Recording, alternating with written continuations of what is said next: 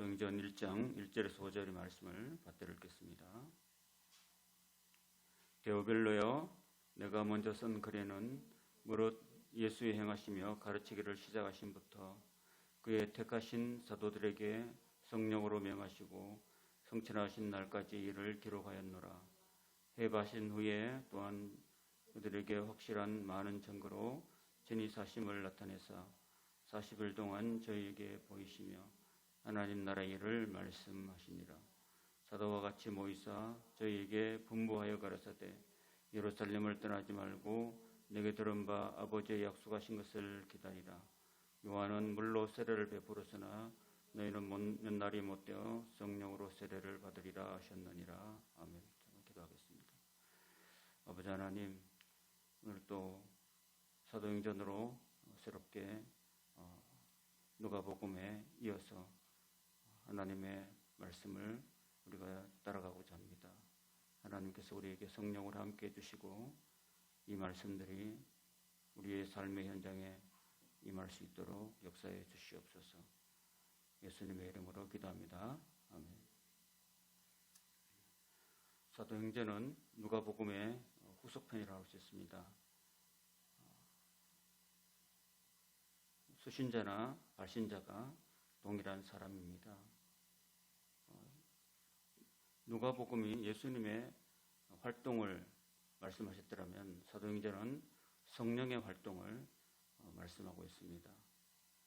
복음이 갈릴리에서부터 시작해서 사마리아와 유대 지방을 거쳐서 이제 예루살렘에서 성령을 받고 난 다음부터 제자들에 의해서 땅 끝까지 사도행전 28장에 로마에까지 복음이 전해지는 것을 볼 수 있습니다. 이 사도행전을 공부하다 보면은 바울의 13개 서신과 연결되고 있습니다. 데살로니가 전후서, 갈라디아서, 고린도 전후서, 로마서, 에베소, 빌립보, 골로새, 빌레몬, 디모데 전서, 디도서, 디모데후서까지 이렇게 연결되고 있습니다. 사도행전을 하면서 전체적인 서신들을 다 살펴볼 수 있습니다. 누가복음의 저자는 누가였습니다. 이 누가는 사도행전 16장 10절에 드로아에서 합류하고 있습니다. 16장 10절에 보시면은 우리가라는 말이 나옵니다. 우리가 우리와의 드로아에 있어서 누가가 복음을 영접하고 사도 바울의 그 동행자가 되고 있습니다. 그리고 그는 의원입니다. 의사였습니다. 아마도 1차 전도 여행에서 많은 핍박을 받고 또 돌에 맞기도 하고 그러면서 사도 바울의 여정을 보면 굉장히 힘겨운 여정이었고 사도 바울 또한 몸이 정상치 않았습니다. 그런 의미에서 이 누가는 의사로서 바울의 주치의가 되어서 끝까지 바울을 보필하고 있는 것을 볼 수 있습니다. 디모데후서 4장 11절에 보면은 사도 바울이 죽음을 앞두고 있을 때에도 끝까지 바울의 곁을 지키고 있던 사람이 바로 누가였습니다. 누가만 나와 함께 있느니라고 고백하고 있습니다. 누가복음과 같이 이 사도행전의 수신자도 바로 데오빌로라고 했습니다. 데오빌로라는 것은 데우스라는 말은 하나님이고 빌로라는 것은 필로스, 사랑한다는 것입니다. 하나님을 사랑하는 사람이 바로 데오빌로라고 할 수 있습니다. 이게 특정한 인물을 지칭하는 것인지 또는 진짜 어떤 공동체성을 띠고 있는지는 잘 모르겠습니다. 하지만은 사도행전에는 데오빌로여라고 되어 있거든요. 누가복음에는 데오빌로 각하라고 되어 있습니다. 아마도 이 각하라는 존칭을 생략한 걸 보면은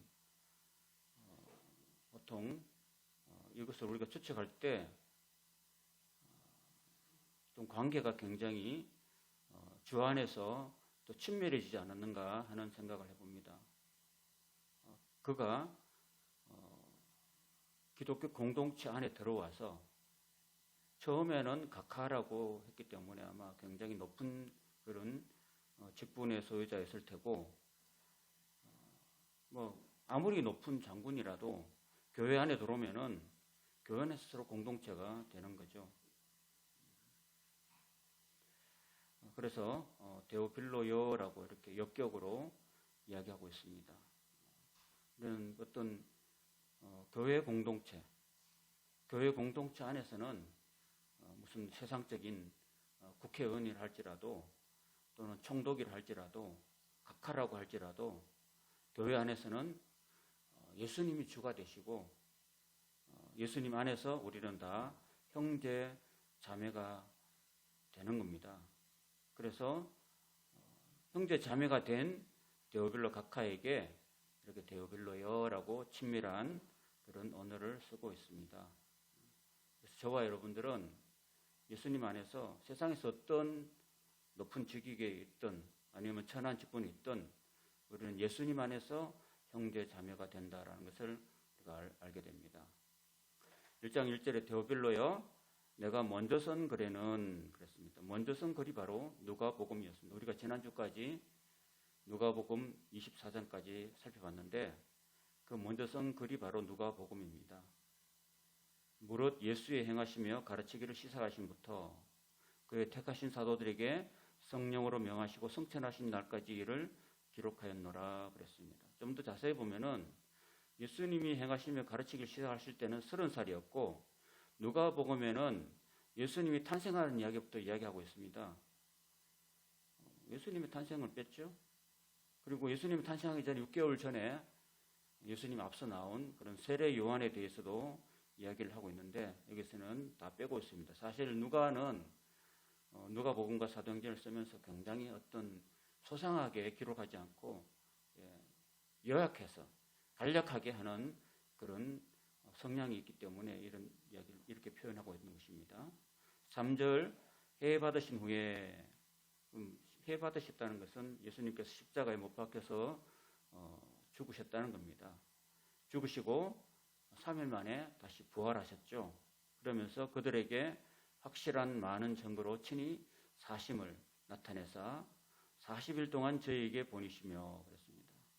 누가복음 24장에 보면 예수님이 부활하고 난 다음에 곧바로 승천하신 것 같이 이렇게 기록하고 있는데 사도행전에는 조금 더 부연 설명해서 얼마 동안, 그러니까 40일 동안 사람들에게 보이시며 성경을 가르치시며 하나님의 나라 일을 전해주셨다고 부연 설명하고 있습니다. 사도와 같이 모이사 그랬습니다. 이 사도와 같이 모이사가 한 것은 어디서 모였냐면은 마가 요한의 다락방에서 모였던 거죠. 그때 누가복음 24장에 나온 기록을 지금 보충으로 설명하고 있는 것입니다. 지금 이 1장에 있는 부분은 누가복음 24장에 있는 부분과 연결하고 있는 겁니다. 연결하고 있기 때문에 지금 누가복음 24장의 내용을 지금 같이 조금 더 연결하는 의미에서 설명을 부연 설명하면서 하고 있는 거죠. 거기서 저희에게 분부하여 가라사대 예루살렘을 떠나지 말고 내게 들은 바 아버지의 약속하신 것을 기다리라. 예수님께서 십자가에 죽으시고 그 다음에 3일 만에 부활하시고 40일 동안 제자들에게 나타내 보시고 그 다음에 하늘로 올라가시기 전에 하늘로 올라가시는 거 성천이죠. 성천하시면서 육신으로는 우리와 더 이상 함께하지 않습니다. 대신에 내가 올라가는 것이 너희에게 유익하다고 말씀하신 이유는 예수님이 올라가시고 성천하시고 난 다음에 예수님의 영을 보혜사 성령을 우리에게 주시겠다. 그러니까 그게 아버지의 약속하신 것입니다. 그것이 바로 위로부터 오는 능력이고 저와 여러분들이 신앙생활하면서 저와 여러분 또한 하나 아버지의 약속하신 것을 우리가 받아야지만이 된다는 거죠. 성령을 받지 않고 신앙생활을 한다라는 것은 기름을 넣지 않고 차를 운행하는 것 똑같습니다. 저와 여러분들이 이 사도행전을 공부하면서 아버지의 약속하신 성령을 우리 함께 받기를 소원합니다.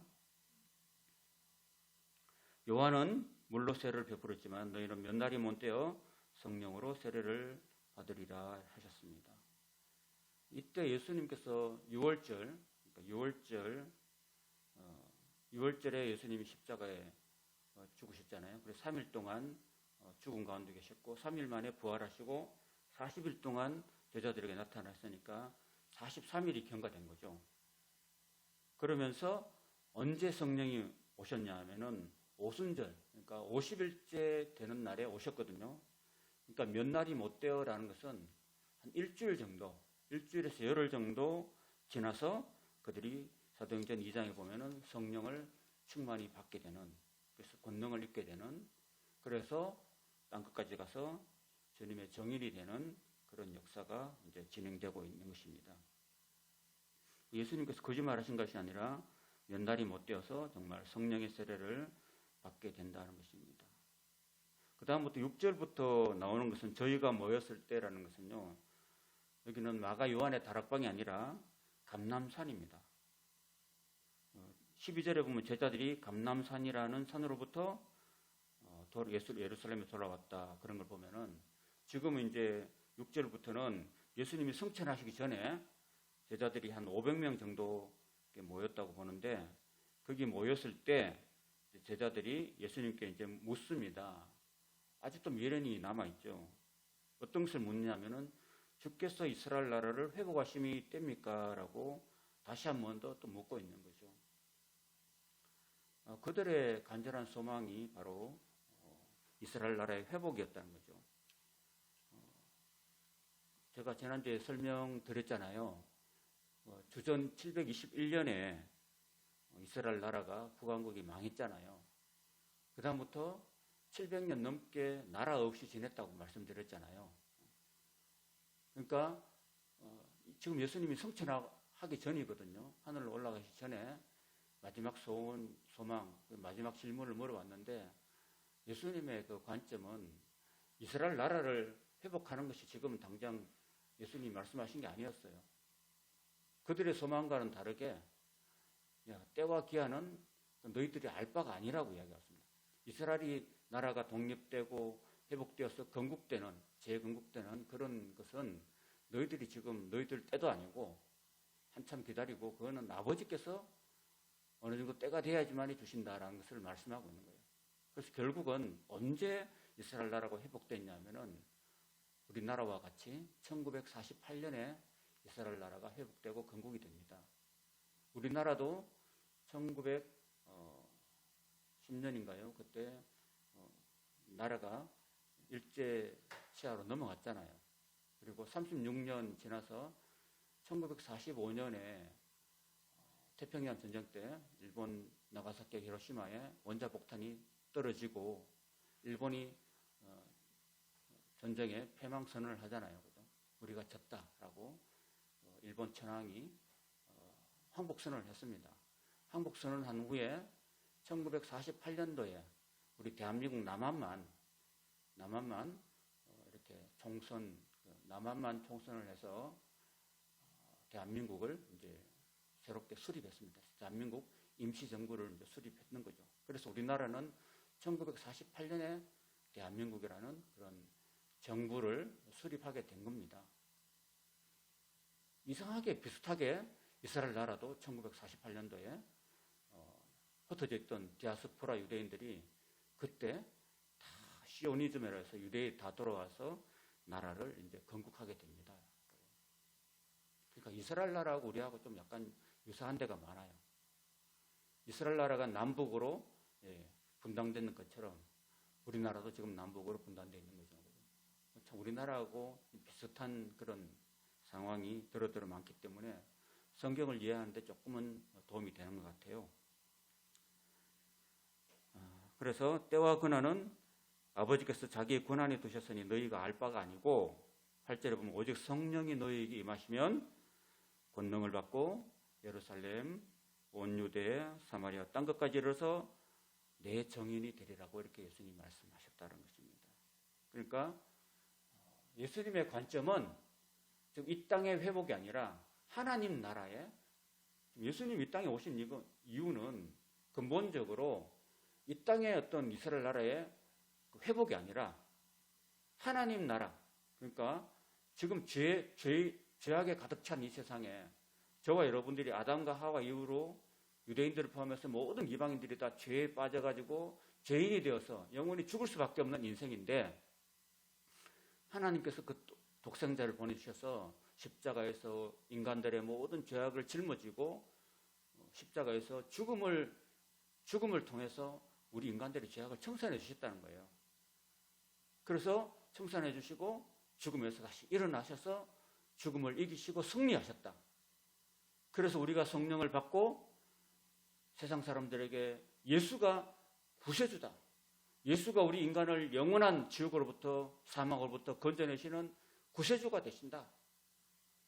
그것에 너희들이 정인이 되어야 된다라는 말씀을 남기시고 승천하시는 거예요. 그것이 바로 예수님께서 마지막에 우리 주신 지상명령이라는 것입니다. 지상명령. 그러면서 9절에 이 말씀을 마치시고 저희 보는 데서 올려가셨다. 구름이 보이지 않게 되었다. 근데 갈릴리 사람들이 조금 하늘을 향해서 쳐다보고 있어요. 그래서 올라가는 하늘로 이제 승천하죠. 그죠? 하늘로 쭉 올라갈 때 구름이 가려지는데 제자들이 계속 쳐다보니까 그 천사가 나타나서 갈릴리 사람들아 왜 이렇게 보느냐? 예수님은 승천하신 그대로 그 모습 그대로 다시 오실 것이라는 약속을 해 주십니다. 그래서 11절에 보면은 너희 가운데서 하늘로 올리시온 이 예수는 하늘로 올라가심을 본 그대로 오시리라 이렇게 증거하고 있습니다. 자, 이게 바로 예수님의 재림이죠. 그래서 이제 예수님은 하나님의 독생자로서 이 땅에 그 낮고 낮은 베들레헴의 말구에 오셔가지고 탄생부터 하셔가지고 성육신하셔서 33년 동안 짧은 인생을 사시고 인류 구속의 대사명을 완수하시고 그 다음에 부활하시고 그리고 40일 동안 제자들에게 진짜 부활했다고 증거하시고 하늘로 올라가셨습니다. 그 모든 모습들을 제자들이 다 이제 3년 동안 지켜봤잖아요. 지켜보고 하늘에 올라가는 모습을 보고 난 다음에 제자들이 비로소 예수님은 진짜 하늘로부터 오신 분이구나, 하나님의 아들이구나 하는 것을 인식하게 된 거죠.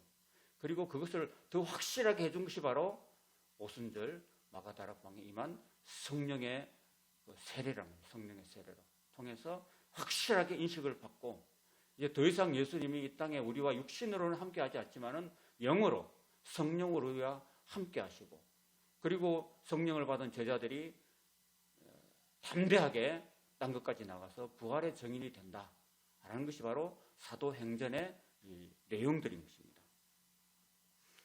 자, 그래서 예수님이 이제 승천하셨고 12절에 보면 제자들이 이제 감람원이라는 산으로부터 예루살렘에 돌아오게 됩니다. 감람원은요, 성지순례 가면 지금 예루살렘이 굉장히 터가 높은 지역에 있어요. 800m, 해발 800m 고지에 있는데 그쪽에 약간 Y자형으로 계곡이 있습니다. 계곡이. 그래서 오른쪽은 기드론 계곡, 왼쪽은 흰놈의 아들 골짜기고 그 골짜기를 계곡을 바로 넘어서면은 감람산이 있습니다. 감람산이 있는데 그 감람산에서 예수님께서 승천하신 거죠. 그러니까 여기 보면은 예루살렘에서 가까워 안식일에 가기 알맞은 길이라 했습니다. 한 1km 전후가 돼요. 안식일에는 막 유대인들이 멀리 이동하지 않습니다. 1km 정도 이동할 수 있는 거리, 그 정도 길이라는 것입니다. 그리고 13절에 들어가서 거기 들어간 게 어디냐면은 다락방인데 우리 할아버지가 다락에 들어갔다 그랬는데 여러분 보세요. 우리나라 옛날에 집들이 기와집, 부잣집들은 기와집이잖아요. 기와집에 2층이 있어요, 없어요? 잘 없잖아요, 그죠? 기와집에 2층이 잘 없는데 우리 할아버지들이 인식으로는 그쪽에 유대나라의 어떤 집의 구조를 잘 몰랐던 것 같아요. 거기는 다락방이 아니라 직접 가보면은 다락방이 아니에요. 우리나라 다락방 같으면은 방 있고 방 위에 바로 조그맣게 지붕 밑에 이렇게 조그만 이렇게 천정 밑에 다락인데 그 정도 규모가 아니라 실제로 가보면은 우리 교회 한 4배, 5배 되는 굉장히 한 200명 정도가 동시에 들어갈 수 있는 큰 홀이에요. 그 홀인데 2층에 있으니까 우리 할아버지들이 그냥 그게 2층이 아니라 다락방이 아닐까 이렇게 하고 여기 다락으로 기록된 거죠. 13절에. 근데 다락방이 아니고 그 마가 요한의 집이 굉장히 부자였기 때문에 예루살렘 시내에서 사는 부자였고 120명이나 정도 들어갈 수 있는 큰 홀을 가지고 있는 그런 부자였다고 봅니다. 마가 요한의 집이. 그래서 다락방에 올라가니까 베드로, 요한, 야고보 이렇게 쭉 나오죠. 11 제자와 그리고 예수의 여자들과 예수의 모친 마리아와 그리고 예수의 아우들로 더불어서 마음을 같이 해서 저녁 기도에 힘썼다라는 이야기하고 있습니다. 근데 15절에 보면 모인 무리의 수가 한 120명쯤 됐다 그랬습니다. 예수님께서 12제자를 이렇게 키우고 하고 난 다음에 올라가시는데 지금 예수님이 승천하고 난 다음에 한 10배 정도 제자가 늘어났어요. 늘어나서 120명 정도가 그 가운데 이제 들어갔다는 것입니다. 특별히 여기서 유의할 점은, 유의해서 볼 것은 예수의 아우들, 예수님의 동생들이 있었습니다. 예수님의 동생이 여러 명이 있었어요. 예수님이 큰아들이었고, 그 다음 둘째는 야고보, 유다, 시몬, 이런 제 동생들이 쭉 있었고요. 딸들도 있었어요. 여동생들도 있었는데, 예수님께서 공생의 사역을 할 때는 동생들이라도 예수를 안 믿었어요. 예수님도 그 제자들 여럿이 데리고 다니면서도 동생들이 안 믿었다니까요. 귀신들 쫓아내는 모습들 보고 동생들이 와가지고 막 예수님을 잡아가려고 그랬던 거예요. 사람들이 막 귀신 들렸다고 막 이야기를 하니까 동생들이 와가지고 형을 그 사역을 못하게 막 이렇게 방해하고 바깥에서 불러내고 이랬었어요, 사실은. 그런데 예수님께서 진짜로 죽으시고 부활하시고 승천하시는 그 모습까지 이제 직접 보고 난 다음에는 예수의 아우들도 동생들도 이제 예수님을 믿게 됐다는 겁니다. 그러니까 믿는다는 게 예수님 가족도 쉽지가 않았죠. 내가 먼저 내가 예수를 믿게 됐다 그러면은 우리 가족 중에 뭐 내가 엄마라면은 딸들 잘 안 믿을 수 있어요. 뭐 누구라도 잘 안 믿을 수 있는데 그래도 나의 믿음을 통해서 나의 기도를 통해서 예수님을 자꾸 전하고 하다 보면은 언젠가 하나님께서 그들의 마음도 열어주셔가지고 그들도 예수님을 믿도록 하나님 인도해 주신다는 사실이에요. 그러니까 낙심하지 말고 우리는 이 땅에 살다가 이 땅이 영원한 도성이 아니기 때문에 영원한 하늘나라에 들어가시 우리의 최종 목표잖아요. 그 영원한 아름답고 영원한 천국의 복락을 나만 누려서는 안 되는 거예요. 그래서 나와 내 사랑하는 가족들이 누릴 수 있도록 먼저 믿은 내가 참고 인내하면서 예수님의 사랑을 전하고 기도하면서 그들도 함께 천국 갈 수 있도록 내가 꾸준히 노력해야 됩니다. 누가복음 우리가 지난번에 지나왔잖아요. 누가복음 16장에 보면은 그 부자와 나사로 이야기를 통해서 보여주셨잖아요. 부자는 원 없이 좋은 옷 입고 날마다 호화롭게 잔치하면서 살고 그랬지만 죽고 나니까 어땠어요?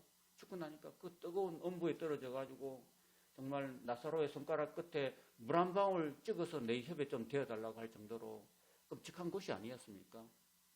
그래서 나사로를 보내가지고 아직 내 형제 5명이 저 아버지 집에 살고 있는데 그들에게 증거해서 그들은 여기 들어오지 않도록 부탁하고 있는 장면이 있잖아요. 그죠? 예수님이 직접 하신 말씀이에요. 그게.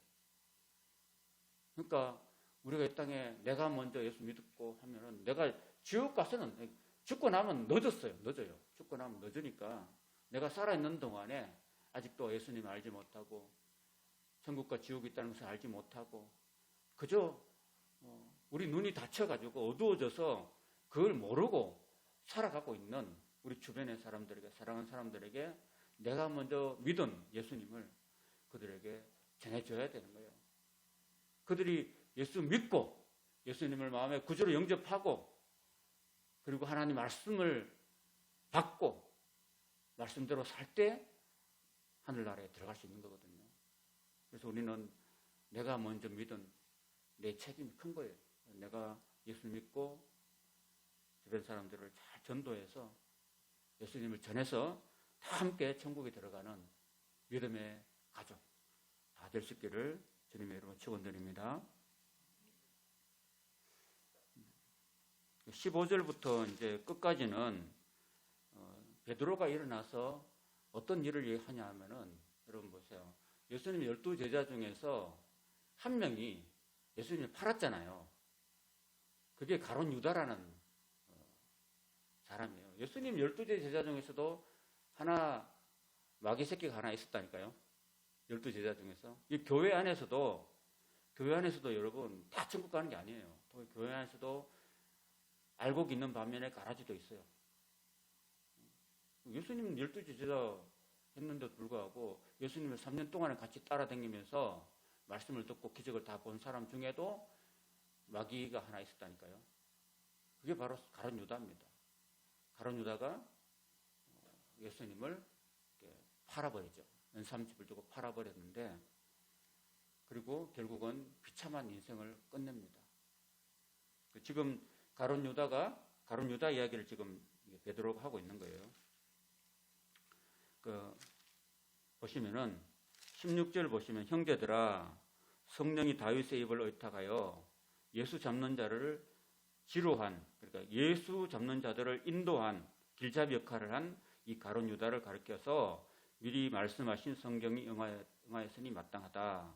이 사람이 본래 우리 수 가운데 참여하여 이 직무의 한 부분을 맡았던 자라. 이 사람이 불의의 삭스로 예수님을 팔아버린 그 값으로 밭을 샀어요. 밭을 샀다니까요. 근데 결국은 그 몸이 곤두박질하여서 배가 터져서 창자가 다 흘러나와서 그렇게 비참하게 죽었다는 거죠. 그래서 그의 거처로 황폐하게 하시고 그의 거하는 자가 없게 하시고 그 직분을 타인이 취하게 하소서라는 시편 69편 25절과 시편 109편 8절의 말씀대로 그 유다는 죽었지만은 유다 대신에 12사도수에 들어갈 수 있도록 이제 한 사도를 이제 새롭게 세우자는 이야기를 하고 있는 것입니다. 그 조건은 22절에 항상 우리와 함께 다니는 사람 중에 하나를 세워서 우리로 돌보서 예수의 부활을 증거할 사람을 세우자, 그렇게 했습니다. 자, 여기 보세요. 자, 여기서 초대교회 처음으로 이제 교회의 어떤 일꾼을 선택하는 그런 모습을 볼 수 있습니다. 교회 일꾼. 우리도 교회에서 예를 들어서 교회에서 장로를 세우고 권사를 세우고 안수 집사를 세울 때가 있죠. 우리가 이걸 따라 해야 되는 거죠. 그러면은 어떻게 해야 되냐면은 작은 규모의 어떤 뭐 안수 집사를 세우고 권사를 세우고 이런 것들은 큰 문제가 안 되는데, 실제로 우리가 교단 같은 데는 총회장을 세울 때가 있어요. 그러니까 총회장을 세우는데 요즘 우리나라 지금 우리 교단 대한여수교 장로교 통합적 교단은 총회장 1년직이에요. 1년직을 세우는데도 그 이전에 보면은 굉장히 많은 선거에 사람들이 투입되고 돈이 투입되고 그런 굉장히 힘들게 선거를 했어요. 그러니까 좀 부끄러운 얘기인데 그렇게 하다 보니까 막 경쟁이 과열돼요. 서로 죽을 때까지 평생 한 번밖에 총회장을 못 하는데 이렇게 전국적으로 돌아다니면서 교회 재정을 굉장히 많이 사용해요. 어떤 사람은 뭐 10억을 들였다든지 뭐 5억을 들이면 떨어지고 10억을 들이면 붙는다 뭐 이런 얘기도 나올 정도로 굉장히 돈을 많이 쓰고 필요 이상으로 과열 경쟁을 하고, 그래서 막 이렇게 서로 간에 암투가 일어나고 그런 경우가 참 많았어요. 근데 여기 총회장보다 더 중요한 12사도 중에 한 사람을 선출할 때 어떻게 했냐면은, 잘 보십시오. 23절에 보시면 한 사람을 뽑는데 저희가 두 사람을 청구했다는 것입니다. 그 복수로 추천한 거죠. 복수. 그 두 사람 어떻게 청하냐면은 교회 안에 서로 이렇게 다 여기 지금 120명 있었잖아요. 아까 그죠? 120명 중에서, 그러니까 초대교회에 어떤 하나의 단체를 설립하기 위해서는 최소 인원이 120명이라고 합니다. 그 120명이 이제 하나의 어떤 단체가 되는 거죠. 단체. 사단법인이 되든지 단체가 되는데, 그 단체가 바로 기독교회를 대표하는 그런 성격을 가진 거죠. 가졌는데 그 120명 중에서 한 사람을 뽑는 거예요. 한 사람을 뽑는데 어떻게 뽑느냐면은 그 120명들이 여러분 중에서 혹시 그 청구할 사람 있으면 좀 청구해 주십시오. 추천해 주십시오. 이렇게 한 거죠. 선거한 게 아닙니다. 추천한 거죠. 그 추천을 만약 예를 들어서 한 사람 뽑는데 어떻게 했냐면 두 사람을 청구했어요. 두 사람을. 예를 들어서 장로 한 사람 뽑는데 장로 둘을 청구하는 거죠. 그러니까 저분도 훌륭하고 이분도 훌륭하니까 이 두 분을 추천한 거예요. 여기 돈이 들어가거나 뭐 이렇게 들어간 게 아니고요.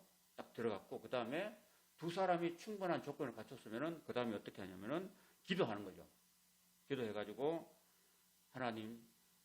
하나님께서 정해 주십시오 하고 두 사람을 이렇게 이름표를 넣어가지고 제비뽑기를 하는 거예요. 제비뽑기.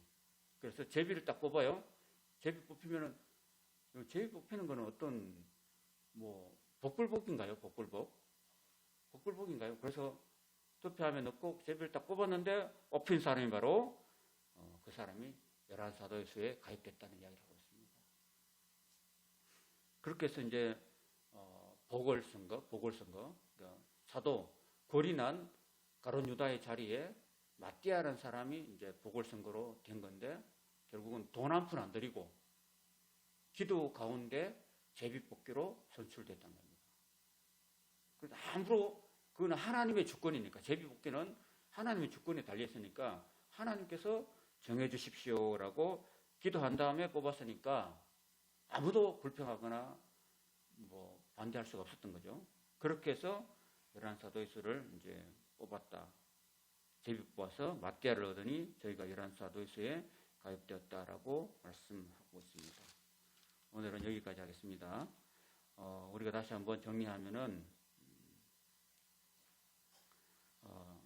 여러분 보세요. 거기 제가 꼭 이 말씀을 드리고 지나가도록 하겠습니다. 우리가 지나왔지만은 그 120명의 사람들이 한 열흘 정도 기도하는 가운데 그 집을 제공했던 분이 있어요. 여기는 안 나오지만은 바로 마가 요한의 어머니 마리아였습니다. 사실 여러분 자기 집에 120명을 다 불러들여 가지고 한 열흘 동안 정확한 날짜는 모르겠지만 길게 잡으면 50일 이상, 그죠? 50일 이상, 짧게 잡으면 한 일주일에서 열흘 정도 그 사람들 다 모셔들여 가지고 사람이 120명 모이면은 그것들을 섬기기가 쉽지 않잖아요, 그죠? 보세요. 120명이 하루에 먹고 자고 화장실 가고 또 청소하고 이걸 어떻게 해야 되겠습니까? 쉬울까요? 안 쉬울까요? 그게? 저는 안 쉽다고 보거든요. 그 120명을 여러 날 동안에 섬기고 또 먹이려고 해보세요. 120명이 하루 먹어봐요. 얼마나 많이 먹겠습니까? 그죠? 그걸 다 접대하고 대접하고 청소하고 설거지하고 그렇게 여러 날 동안 섬겼던 이 마가 요한의 어머니 마리아가 있었다는 것입니다. 그래서 이 섬김을 통해서 결국은 이 마가 요한의 집에 성령이 임하시고 그 120명의 제자들이 성령을 받고 초대교회를 열게 되는 그런 놀라운 역사가 있었다는 것입니다. 우리는 지금 뭐 남의 집에 뭐 제가 아는 어떤 분들도 뭐 집안 식구들도 오는 것도 시끄러 하시는 분이 계세요. 그 정도로 사람 오는 거 귀찮아하고 대접하는 거 힘들어하는 그런 거 많잖아요. 그죠? 회사에 다니는 사람들이 회사에 집으로 뭐 이렇게 손님이 온다 그러면은 오지 말라고 막 그러잖아요. 그죠? 그 정도로 막 사람 대접하는 게 힘들고 음식 대접하는 게 힘든데 이 마가 요한의 어머니 마리아는 120명을 다 초청해가지고 그들을 귀하게 여기고 그들을 여러 날 동안에 섬기고 대접하고 그렇게 많은 돈을 들여서 했다는 것입니다. 여러분. 그 결과 놀라운 은혜가 이 마가 요한의 어머니에게 임한 겁니다. 자, 어떤 은혜가 임했냐면은 주님의 제자들을 섬기고 주님을 섬겼던 이 마가 요한의 아들, 마가 요한의 어머니의 아들이 바로 마가 요한인데 마가였습니다. 마르코. 이 마르코가 마가 복음을 짓는 그런 저자가 되었습니다. 그리고 나중에 베드로의 통역관이 돼요. 베드로의 통역관. 사도 베드로의 통역관이 되어서 나중에 크게 쓰임받는 사람이 되었습니다. 그리고 그의 삼촌이 있었는데 그 삼촌이 바나바라는 사람입니다.